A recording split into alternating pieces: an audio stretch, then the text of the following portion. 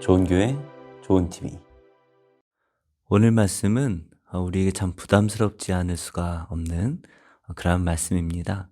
왜냐하면 예수님께서 우리에게 마지막 날에 대해서 말씀을 하시면서 특별히 심판에 대해서 말씀하시기 때문이죠. 특별히 오늘 말씀은 우리 인류 전체를 향한 예수님의 말씀이기도 하지만 저는 이 말씀이 예루살렘을 향한, 유대인들을 향한 예수님의 특별한 말씀이 아닌가 생각이 되어집니다.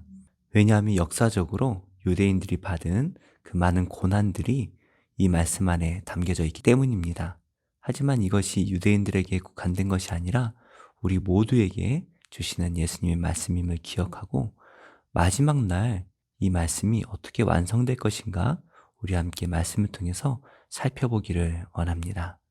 그러므로 너희가 선지자 다니엘이 말한 바 멸망에 가증한 것이 거룩한 곳에 선 것을 보거든. 읽는 자는 깨달을진저. 그때 유대에 있는 자들은 산으로 도망할지어다. 지붕 위에 있는 자는 집 안에 있는 물건을 가지러 내려가지 말며 밭에 있는 자는 겉옷을 가지러 뒤로 돌이키지 말지어다. 그날에는 아이 벤 자들과 젖 먹이는 자들에게 화가 있으리로다. 너희가 도망하는 일이 겨울에나 안식일에 되지 않도록 기도하라. 이는 그때 큰 환난이 있겠음이라. 창세로부터 지금까지 이런 환난이 없었고 후에도 없으리라. 그날들을 감하지 아니하면 모든 육체가 구원을 얻지 못할 것이나 그러나 택하신 자들을 위하여 그날들을 감하시리라. 그때 사람이 너희에게 말하되 보라, 그리스도가 여기 있다 혹은 저기 있다 하여도 믿지 말라. 거짓 그리스도들과 거짓 선지자들이 일어나 큰 표적과 기사를 보여 할 수만 있으면 택하신 자들도 미혹하리라. 보라, 내가 너희에게 미리 말하였노라. 그러면 사람들이 너희에게 말하되 보라, 그리스도가 광야에 있다 하여도 나가지 말고 보라, 골방에 있다 하여도 믿지 말라. 번개가 동편에서 나서 서편까지 번쩍임같이 인자의 맘도 그러하리라. 주검이 있는 곳에는 독수리들이 모일 것이니라. 오늘 말씀은 15절의 말씀으로 시작을 합니다. 그러므로 너희가 선지자 다니엘이 말한 바 멸망에 가증한 것이 거룩한 곳에 선 것을 보거든 읽는 자는 깨달을진저. 오늘 말씀은 다니엘 9장 27절의 말씀을 예수님께서 인용하시며 말씀을 하십니다. 다니엘 9장 27절 말씀에 오늘 말씀에 비슷한 내용이 나오는데요. 이 말씀은 역사적으로 BC 1680년도에 헬라가 이 예루살렘을 침공하면서 이 이스라엘의 문화를 없애버리기 위해 예루살렘 성전의 제단에 제우스 신상을 세우고 그곳에서 돼지로 제사를 드렸던 비참한 역사를 말하고 있습니다. 물론 이 예언이라는 것이 정확히 그 사건을 말한다라고 보기는 어렵겠지만 이스라엘의 역사를 보면 바로 그때가 가증한 것이 거룩한 곳에 서고 또 가장 비참한 역사였기 때문에 많은 학자들이 그 사건을 먼저 생각을 합니다. 근데 오늘 예수님께서는 이미 과거의 사건에 대해서 말씀하신 건 아닐 거예요. 모든 유대인들이 예루살렘 성전을 거룩한 곳이라 생각하고 그것만 붙들고 살았습니다. 하지만 바벨론 때에도 그랬고 헬라 때에도 그랬고 또 예수님의 말씀하신 이후에 로마에 의해서 이 성전이 비참하게 짓밟혀 버리게 되죠. 사람이 이 눈에 보이는 것들을 의지할 때에 우리 하나님께서는 그것을 없애버리시므로 진정으로 우리가 바라보아야 될 분은 오직 보이지 않는 하나님 한 분뿐이다 라는 것을 우리에게 알려주십니다. 그런데 예수님께서 말씀하신 이 사건이 언제 역사적으로 일어났는지 우리는 정확하게 알 수 없지만 예수님의 이 말씀은 AD 70년에 예루살렘 성이 함락되어지고 예루살렘 성전이 무너졌던 그 사건을 말씀하시는 것이 아닐까 추측이 되어져요. 왜냐하면 앞에 성전이 무너지는 것에 연관해서 계속해서 말씀하시기 때문이죠. 하지만 이 예언이라는 것은 한 사건만 두고 예언하시는 건 아니에요. 역사적으로 일어났던 AD 70년에 이 사건을 말씀하기도 하시겠지만 장차 온 세상을 향해 심판하시는 그 마지막 날을 우리 예수님께서 말씀하시는 것이리라 생각이 되어집니다. 이렇게 마지막 때가 되면은 어떠한 일이 일어납니까? 멸망이 일어날 것이다 라고 말씀하시는데요. 그때에 그 멸망이 얼마나 급박하게 우리에게 다가오는지 유대에 있는 자들은 산으로 도망하라 말씀하시고요. 지붕 위에 있는 자는 집 안에 있는 물건을 가지러 내려가지도 말고 밭에 있는 자는 겉옷을 가지러 뒤로 돌이키지도 말라. 아주 급박하게 그곳을 피하라 우리 예수님께서 이렇게 말씀을 하십니다.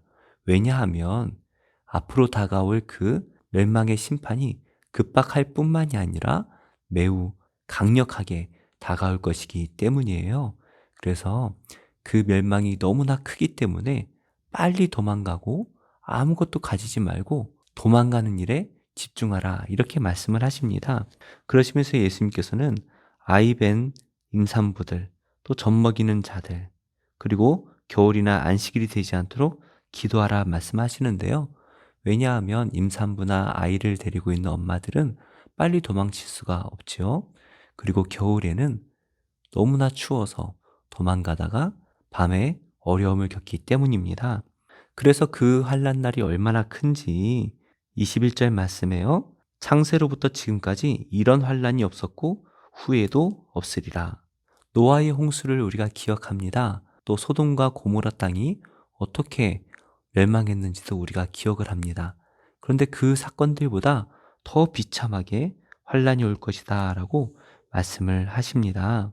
얼마나 그 환난이 컸는지 이 날이 계속되어지면 구원받을 자가 없을 정도로 너무나 큰 고난이어서 예수님께서는 그 환난의 날을 감하시기까지 할 것이다 라고 말씀을 하세요. 이렇게 우리 앞에 올 이 환난이라는 것은 우리 스스로 감당할 수 있는 그러한 정도의 환난이 아닙니다. 역사적으로 유대인들에게 있었던 그 많은 환난들을 뒤돌아보면 매우 비참했죠. 견디기 힘들 정도로 너무나 힘든 환난들이었습니다. 그런데 예수님께서는 그 환난의 때가 오면 거짓 그리스도와 또 거짓 선지자들이 나타날 것이다 라고 말씀을 하세요. 마지막 때의 특징이 바로 거짓 선지자와 거짓 그리스도가 나타나는 것입니다. 우리가 지난번에 살펴본 바대로 우리나라에도 많은 적 그리스도들이 있죠.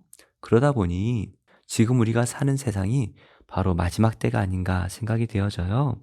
문제는 그 거짓 그리스도와 거짓 선지자들이 어떤 일을 벌입니까? 큰 표적과 기사까지 보여준다는 거예요. 믿는 사람들을 미혹하기 위해서 그들은 놀라운 일들을 행합니다. 사탄도 능력이 있는 것을 우리가 인정해야 돼요. 사탄도 병을 들게 할 수도 있지만 병을 고칠 수도 있죠. 또 하나님께서 행하신 그 많은 기적들을 행할 수도 있고요. 거짓 방언을 줄 수도 있습니다. 1980년, 1990년도에 이러한 거짓 그리스도가 많이 창궐할 때에 그들은 분명히 기적을 행한다라고 말을 했었어요. 물론 그것이 가짜인지 진짜인지 본인들만 알겠지만 문제는 믿는 많은 사람들이 그곳에 미혹된다라는 것입니다. 물론 우리 예수님께서는 하나님 나라를 보여주시기 위해 그 표적으로 기적과 표적을 행하셨고 초대교회 사도들 또한 표적과 기사를 통하여서 하나님의 권능과 살아계심을 많은 이들에게 알렸죠. 문제는 그것만 보고 따라가면 안 된다라는 것입니다.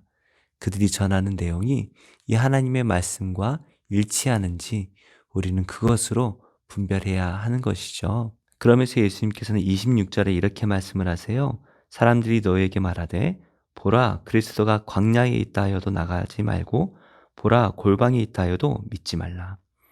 광야라는 곳은 세례 요한과 또 예수님께서 사역하셨던 곳입니다. 많은 선지자들이 광야에서 하나님의 말씀을 외쳤었죠. 또한 골방은 기도하는 곳입니다. 은밀한 이 골방에서 예언을 하면서 자신이 그리스도임을 나타내는 많은 사람들이 나타날 것이다 라고 말씀을 하시는데요. 예수님께서는 분명하게 말씀하시죠. 예수님의 이 재림은 모든 사람들이 보는 앞에 나타날 것이다 라는 것이에요. 그래서 이렇게 은밀하게 나타나는 것은 예수님의 재림이 분명히 아닙니다. 예수님께서는 모두가 볼 수 있게 다시 오신다라고 약속을 하시는데요. 번개가 동편에서 나서 서편까지 번쩍임 같이 인자의 임함도 그러하리라. 지구는 둥글어서 시차가 있죠. 하지만 우리 예수님께서는 온 지구에 동시에 오실 것이다 라고 말씀을 하세요. 그래서 은밀한 가운데 와서 은밀하게 자신을 전하는 것이 아니라 이 마지막 심판의 날이 오면 온 세상이 볼 수 있도록 모두가 함께 볼 수 있도록 그렇게 오신다라고 말씀을 하십니다. 그러시면서 예수님께서는 마지막으로 28절의 말씀을 주시네요. 주검이 있는 곳에는 독수리들이 모일 것이니라. 이 말씀은 아마도 유대인들 사이에서 사용하던 속담과 같은 그러한 말인 것 같아요. 그래서 이 시대에 이 말씀을 정확하게 이해하기란 쉽지 않지만 주검이 있는 곳에 독수리들이 반드시 모이는 것처럼 이 멸망의 때가 반드시 올 것이다 라는 말씀도 될 것 같고요. 이 멸망의 날 마지막까지 이 독수리들이 시체를 찾아 먹는 것처럼 아주 비참하게 멸망이 끝날 것이다 라고 그런 말씀이기도 한 것 같습니다. 분명한 것은 이 마지막 때가 분명히 온다라는 것이죠. 그리고 아주 비참할 것입니다. 이렇게 말씀을 맺는다면 우리 믿는 사람들도 이 말씀이 두려울 수밖에 없을 것 같아요. 사실 오늘 말씀은 요한계시록의 말씀과 매우 비슷한 것 같아요. 마지막 때를 비유하는 이 요한계시록의 일곱 인, 일곱 촛대, 일곱 대접 이 말씀들과 좀 비슷한 것 같은데 이 마지막에 대한 예언은 불신자들에게는 두려움이 되겠지만 우리 예수님을 믿는 자들에게는 오히려 소망의 말씀이 되어야 합니다. 왜냐하면 마지막 날 불신자들은 멸망하겠지만 우리 믿는 사람들은 이 예수님의 말씀을 믿기 때문에 끝까지 견딘다면 우리 앞엔 혼인잔치가 예비되어 있을 것이기 때문이죠. 그래서 마지막 날 고통과 신음의 소리가 나는 그 동시에 우리 믿는 자들은 예수님의 천국잔치에 초대되어서 예수님의 거룩한 신부로 영원한 천국에 올라가 이 땅의 모든 고난과 수고의 눈물을 닦아주시고 위로해 주시고 이제는 그것도 기억이 나지도 않고 오직 기쁨만 가득한 그 영원한 나라에서 함께 살게 될 것입니다. 이 소망을 가지고 오늘 하루 우리 앞에 놓여져 있는 많은 고난들, 특별히 우리가 예수님을 믿는다는 이유로 참아내야 되고 또 예수님을 믿는다는 이유로 우리 스스로 감당해야 되는 그 많은 고난들 앞에 참고 인내함으로 승리하게 되시는 모든 성도님들과 또 제가 되기를 예수님의 이름으로 축복합니다. 주가 보이신 생명의 길 나 주님과 함께 상한 마음을 들이며 주님 앞에 나가리 나의 의로움이 되신 주 그 이름 예수 나의 길이 되신 이름 예수 나의 길 오직 그가 하시나니 나를 단련하신 후에 내가 정금같이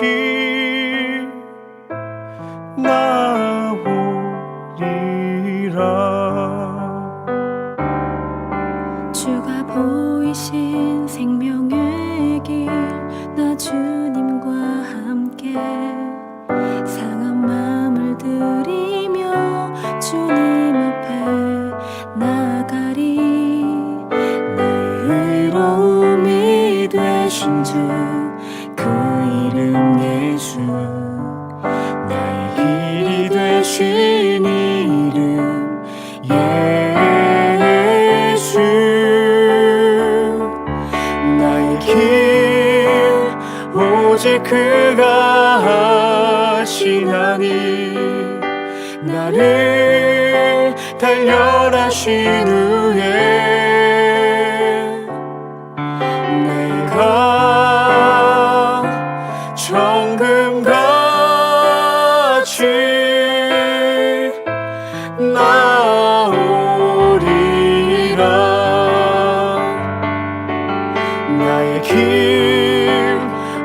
오직 그가 하시나니 나를 단련하신 후에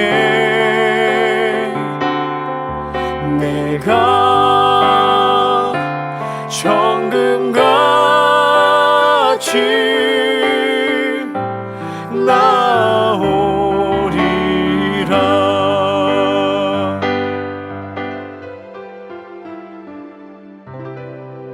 좋은 교회, 좋은 TV.